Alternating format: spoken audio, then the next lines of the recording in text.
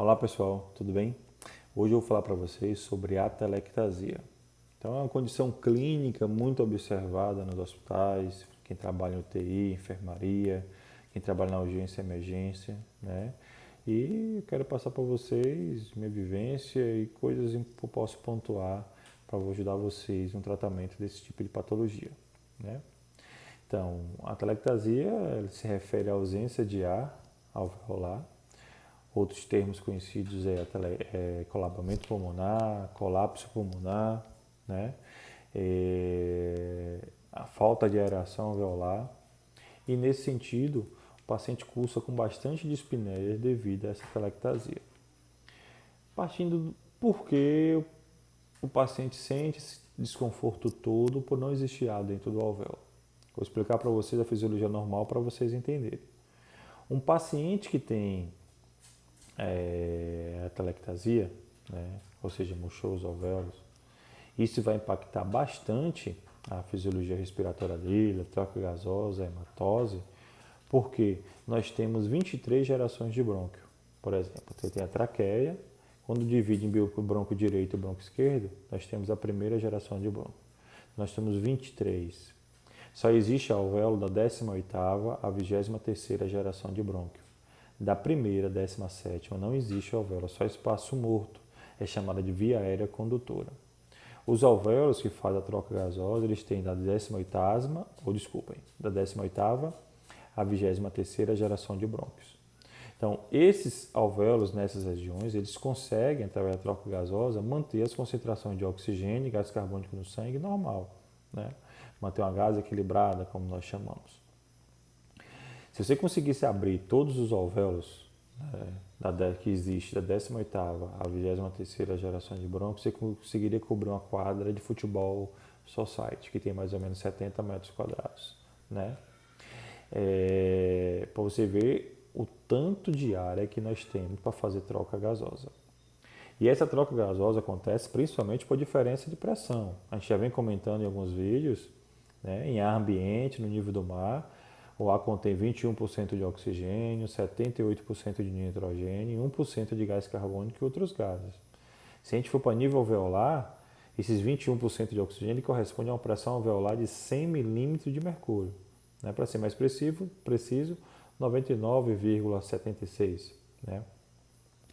E quando chega um sangue venoso com 40 milímetros de mercúrio de oxigênio, existe uma diferença de pressão entre o alvéolo e esse sangue. Então, sendo o alvéolo com 70 ou com 40 do sangue, dá uma diferença de 60 no delta. Então, essa diferença que faz com que o oxigênio passe do alvéolo para o sangue e o gás carbônico do sangue para o alvéolo. Gás carbônico, 45 milímetros de mercúrio no sangue venoso e no alvéolo 40. Essa diferença faz com que o CO2 venha no sentido inverso.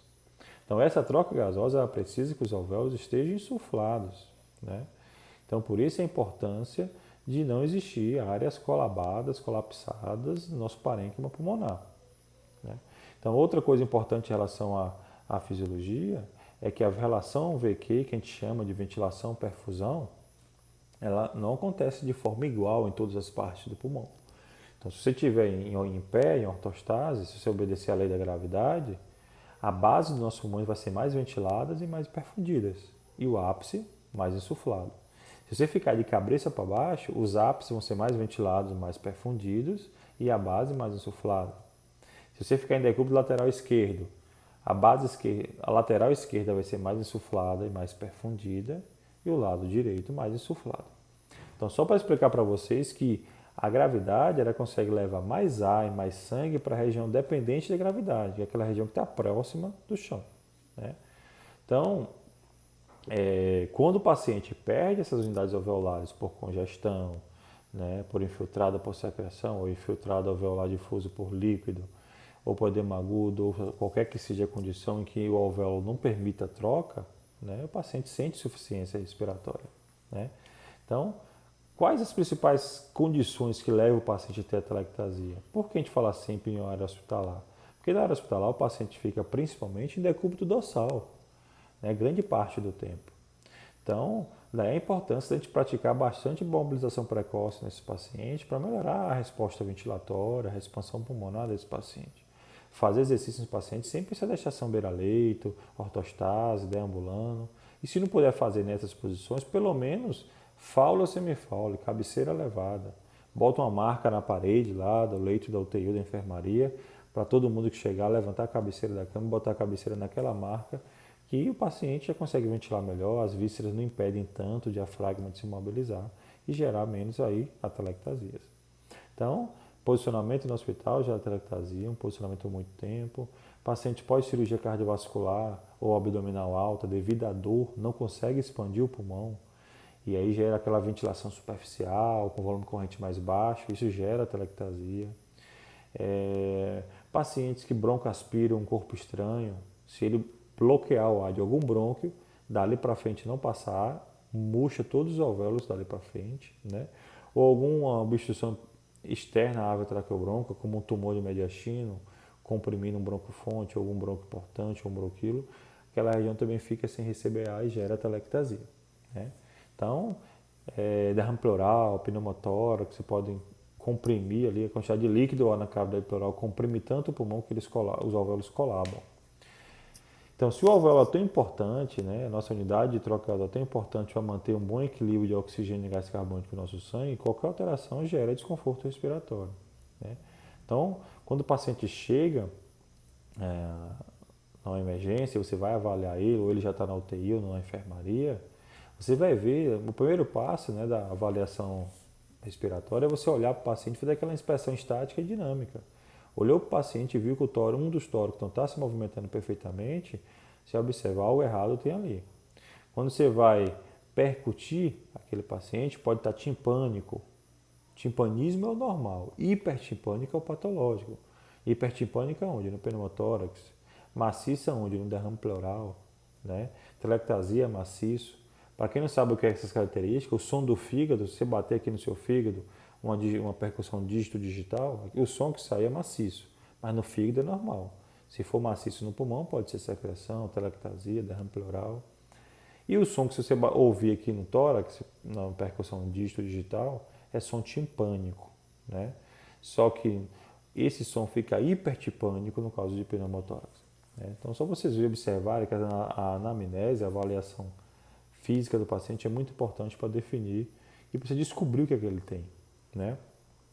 Depois que você identificou o lado do pulmão que está pouco expandido e uma percussão mais maciça, porque é uma atelectasia, você vai auscultar. Quando você ausculta, murmúrio reduzido ou baixíssimo, né? E o paciente desconfortável. Então, o próximo passo é o quê? Ir para o exame de imagem, teleradiografia de tórax. Quando você olha a imagem, você vai ver aquela imagem radiodensa, né?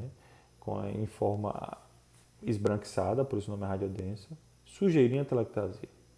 A atelectasia, ela puxa o mediastino para o mesmo lado, ou seja, desvio ipsilateralmente, ipsilateral. Então, quando é atelectasia, você vê aquela imagem branca, radiodensa, por exemplo, na base do pulmão direito, e o mediastino sendo puxado para a base do pulmão direito. Isso indica a atelectasia. Se você vê uma imagem radiodensa apagando o seio costofrênico, por exemplo, direito, e empurrando o mediastino para o lado oposto, já sugere derrame pleural, né? Então, só para você ver a diferença, né, de algumas coisas mínimas que dá para você direcionar e identificar a patologia que o paciente apresenta, né? Bem, como conduzir o tratamento desses pacientes com atelectasia?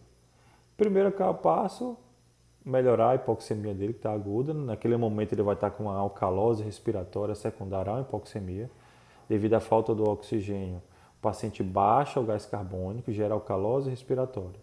Mas se ele permanecer naquele desconforto muito tempo, a musculatura acessória vai cansar, vai entrar em fadiga, ele vai começar a reter CO2, fazer acidose respiratória com hipoxemia, né? Então, o primeiro passo é dar oxigênio a ele, oferecer um oxigênio para melhorar, aumentar a FO2. Aumentando a FO2, eu consigo aumentar a pressão alveolar de oxigênio.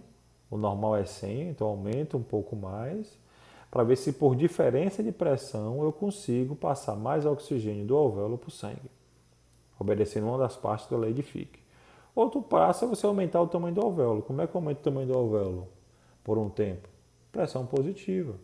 Então você pode fazer uma ventilação não invasiva nesse paciente, para você aumentar essa diferença, expandir o alvéolo dele, né? Quando eu falo que você oferecer oxigênio aumenta a diferença de pressão, é porque existem unidades alveolares que não estão colabadas.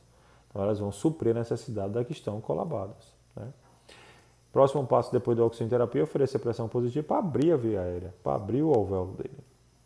Claro que tratando a causa nesse conjunto. Se a causa for uma obstrução por um corpo estranho, não adianta você fazer VNI que o ar não vai passar. Né? Se a causa for um derrame pular pneumotórax, tem que colocar um dreno de tórax.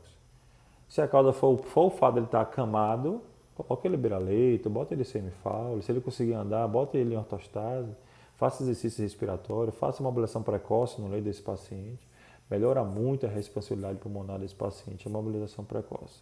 Né? Fazer exercício com o seu paciente. Se evoluir para a intubação, que reduziu o nível de consciência, Glasgow menor que 8, já rebaixou bastante, aí já precisa de modos ventilatórios. Né? Eu tenho uma aula sobre modos ventilatórios, se vocês quiserem assistir, tem alguma publicação aqui da semana passada, e vocês assistem e vão entender quais são os 4 modos ventilatórios, né? Até o desmame. Então, pressão positiva se dá muito bem em pacientes com DPLC, edema agudo de pulmão e atelectasia. Estudos recentes mostram que uma PIP no mínimo de 10, até comentei isso em outros vídeos, já consegue reverter áreas atelectasiadas. Né? Lembre também que nem todo bronquíolo ele termina no alvéolo. Tem alvéolos que não recebem o ar diretamente do bronquíolo, ele recebe do alvéolo do lado contralateral. Então, existe uma ligação entre um alvéolo e outro. O que recebe o bronquíolo e o que não recebe, o bronquíolo terminal. Então, esses poros são poros de Kohn, canais de Lambert, que permite a ventilação colateral. Por isso que em ventilação mecânica existe uma pausa de 0,2 segundos, uma pausa inspiratória, para permitir que o ar faça essa ventilação colateral. Né? Fisiologicamente, a gente também tem uma pausa mínima, mas a gente tem para que aconteça essa ventilação colateral. Orienta os pacientes a manter sempre a cabeceira elevada. O medo da tosse, né? Às vezes devido a uma incisão cirúrgica, com medo de estourar os pontos, faz com que a secreção se acumule nos pulmões, bloqueie os bronquíolos terminais ou algum bronco importante e o paciente passa a ter microatelectasias. Então, estimular a tosse desse paciente, de maneira a abraçar um travesseiro, estabilizar o tórax, para que ele consiga tossir e expandir os seus pulmões. Né? Estimular a tosse, respiração diafragmática, padrões ventilatórios, exercício, mobilização precoce, tire esse paciente do leito e busque sempre evidências. Né? Nem que você use um protocolo de 2001, de 20 anos atrás, mas use um protocolo. Claro que a gente tem que procurar protocolos atuais, recentes, com várias bases de dados que oferecem. E agora, em tempos de corona, tem muitas bases de dados que estão liberando acesso, não estão cobrando para vocês lerem os artigos. Né? Você pode estar se atualizando e fazendo esses protocolos.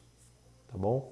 Qualquer dúvida, me manda um direct ou poste alguma informação aqui que a gente consegue discutir e responder melhor as perguntas para vocês. Tá bom?